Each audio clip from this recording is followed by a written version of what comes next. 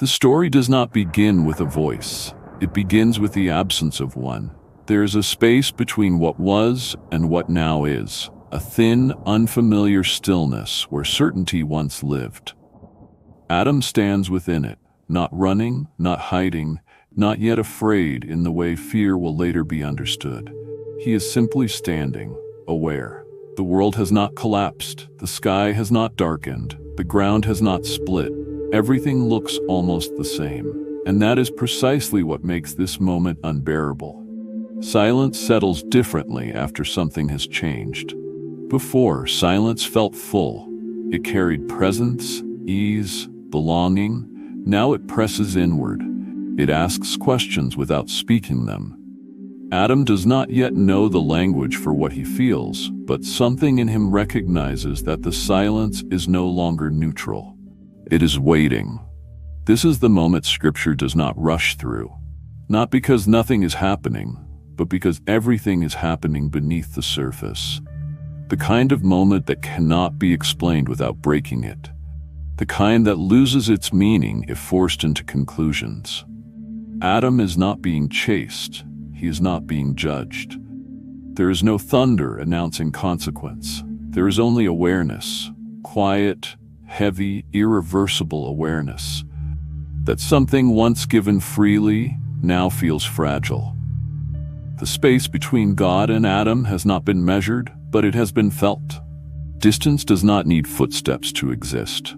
Sometimes it is born in understanding alone. Nothing demands that Adam move. No command echoes through the garden. No hand reaches down to pull him forward or push him away. And yet, standing still has become its own form of tension, because remaining where he is no longer means remaining who he was. This is the silence between innocence and responsibility, between being formed and being accountable, between walking with God and realizing that walking requires intention. Adam senses it before he can name it. The ease is gone, not taken, gone.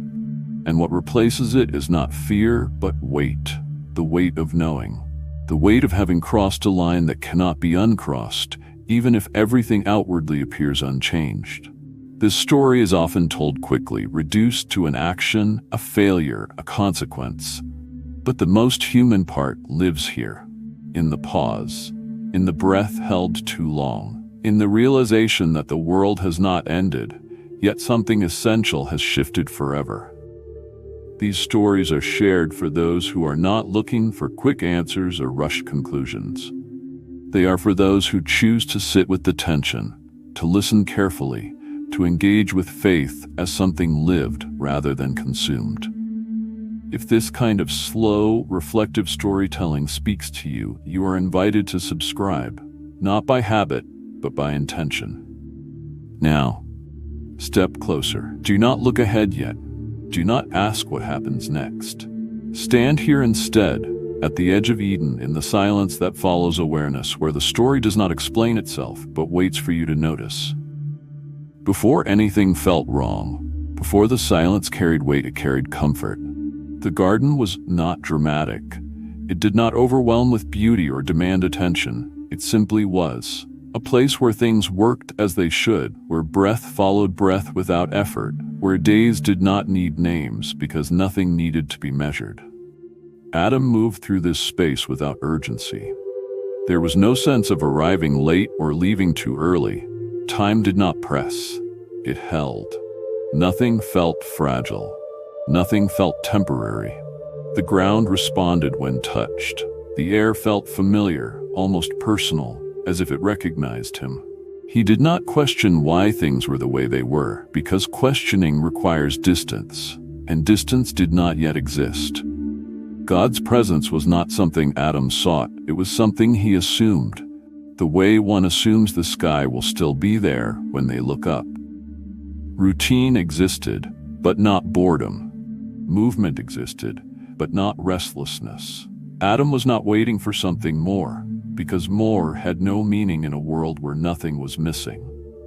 The garden did not promise him purpose. It reflected it back to him quietly, through simple acts repeated without strain.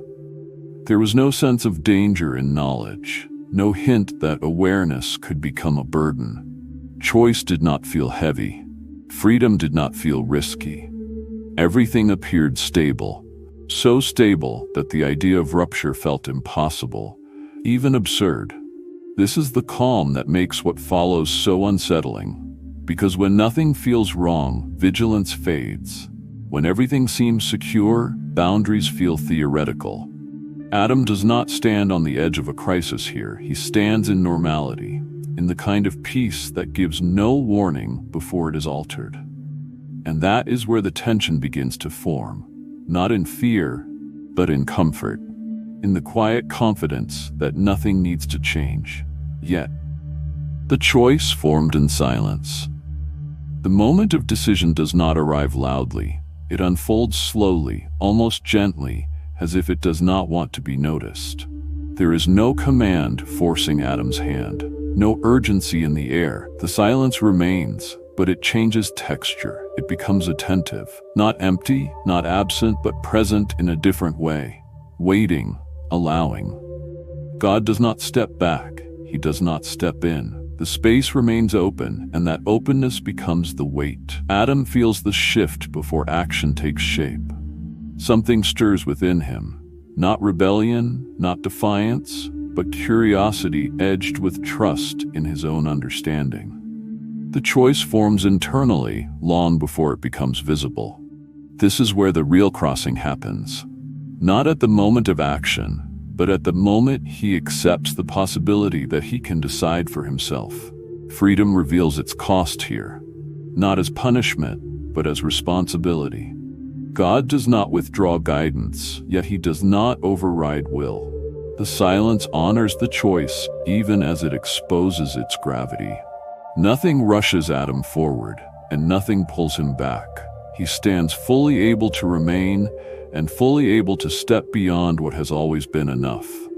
This is not a dramatic fall. It is a quiet turning inward, a decision shaped in thought before it ever reaches the world. And once that inner line is crossed, the outcome is already set in motion. Because some decisions do not announce themselves when they happen. They announce themselves in what can no longer be undone. Nothing was taken, yet everything changed. What follows does not look like judgment. There is no sudden collapse of the garden, no visible mark placed on Adam's body. The ground remains where it was. The light still falls the same way. Birds do not stop moving. Life continues, almost convincingly normal, and yet nothing feels the same. The first consequence is not loss of place, but loss of ease. Awareness settles in, not as terror, but as exposure. Adam realizes he is no longer simply seen, he is now seeing himself. The world has not turned against him, but it no longer shields him either. Innocence does not shatter loudly. It thins, it fades, it steps aside. Distance begins internally. Not because God has moved away, but because relationship now requires response. What once flowed naturally now asks for intention. Silence no longer feels like rest. It feels like reflection. Every pause carries weight. Every still moment asks something of him. This is the discomfort Scripture allows to remain understated. Consequence does not rush to destroy. It teaches by revealing.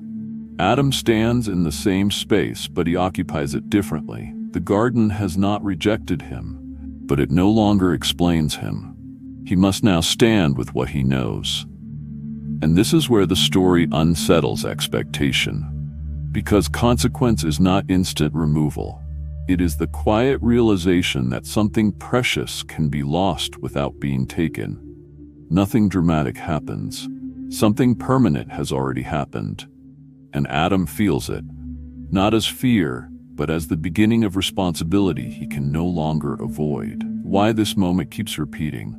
This moment does not stay in the garden. It repeats itself quietly, wherever human awareness deepens faster than comfort can keep up. The pattern is familiar even when the setting changes. A choice is made without malice. Nothing collapses. Life continues. And yet, something subtle shifts inside, a sense that the world now asks more than it did before. We recognize this feeling because we have lived it. The first time responsibility replaced ease. The moment a decision could no longer be undone, even though it seemed small when it was made. The realization that innocence does not leave through punishment, but through understanding. Once something is seen clearly, it cannot be unseen. This is why the story endures. Not because it explains where humanity failed, but because it mirrors how awareness always arrives. Quietly, personally, without spectacle. It does not accuse, it exposes. It does not shout, it waits. Across generations, people repeat Adam's experience without standing in Eden. In moments where freedom expands, and with it, wait. Where silence stops feeling safe and begins to feel demanding. Where the absence of immediate consequence feels almost merciful, until understanding settles in and changes how the world is inhabited. The story survives because it does not belong to the past. It lives in the present tense, in every moment when a choice reshapes perception, and life continues just long enough for us to realize that something essential has shifted. Not around us, within us. And once that shift occurs, we do not return to who we were. We move forward, carrying awareness as both gift and burden, just as Adam did, standing in a world that looks the same, yet will never again feel effortless. Where do you stand now? The story does not close with resolution. There is no final scene where everything is explained, no moment where silence is filled with answers. What remains is stillness, thick with awareness, shaped by what has already been understood. Adam does not receive a speech. He receives space. Space to stand with what has changed. Space to feel the distance that now exists where ease once lived. Faith here is not certainty. It is not clarity. It is the decision to remain present when simplicity is gone. The silence does not signal abandonment. It signals a relationship that now includes responsibility, reflection, and choice. God is still near, but nearness no longer removes the weight of knowing. This is where the story gently releases the listener, not with instruction, but with reflection. Because the question that rises here is not historical, it is personal. Where do you stand when awareness enters? When trust is no longer effortless? When belonging asks for intention rather than assumption? These stories are shared for those who value depth over speed, silence over noise, and meaning that unfolds slowly. If this kind of long-form, unhurried biblical storytelling speaks to you, you are invited to subscribe, not as a habit, but as a choice to continue exploring faith with patience and honesty. The narrative ends without closing the circle. No final answer, no complete return, only a quiet awareness that once certain thresholds are crossed, we do not go back, we move forward differently. And in that stillness, a question lingers, not asking what Adam did, but asking where you stand now.